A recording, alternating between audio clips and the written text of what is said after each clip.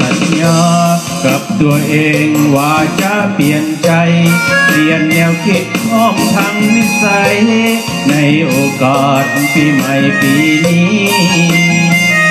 เปลี่ยนจากใจหายให้กลายมาเป็นใจดีเปลี่ยนจากความเป็นคนที่ดีเป็นคนมีจิตใจกว้างขวางขอสาบานว่าจะทำตามที่สัญญาจะทุ่มเหือเทแห่งเวลาสร้างอนาคตด้วยความหวังจะเปลี่ยนเข็นทิศชีวิตให้ถึงสองทางจะขอหลีกเลี่ยงความผิดหวังผ่านทั้งเหมือนดังผ่านมาขอเริ่มจากปัญหาที่อยากแก้ไขแก้ปัญหาน้อยไปถึงใหญ่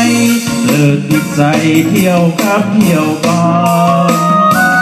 เลิกการพนันเลิกการกลับบ้านลาซาเลิกเหล้าเสาปิ่นเสายาเลิกกันสายาป้ายาเมาถ้าขอเปลี่ยนใจช่วงปีใหม่นี้ขอหยุดพักจะบ่สนวนเรื่องความรักเพราะอกหักจากคนรักเก่าหัวใจเป็นแผลบ่หายแท้บ่ขอรักษาปีใหม่บ่อยากให้ปวดร้าว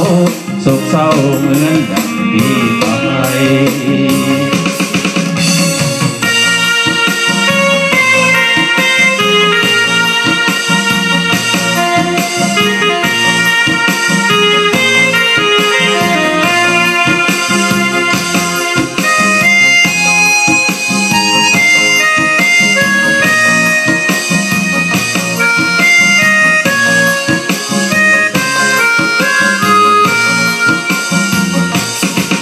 เริ่มจาก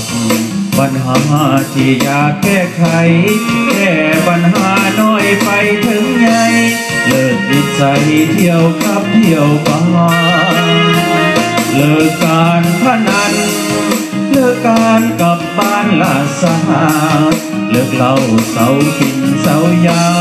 เลิกกันสายาบ้ายาเมาถ้าขอเปลี่ยนใจช่วงปีใหม่ที่ขอหยุดพักจะบ่สนวนเรื่องความรักเพราะอกหักจากคนรักเก่าหัวใจเป็นแผลบ่หายแท้บ่ขอรักษาปีใหม่บ่อยากให้ปวดร้าวโศกเศร้าเหมือนดังปีเก่า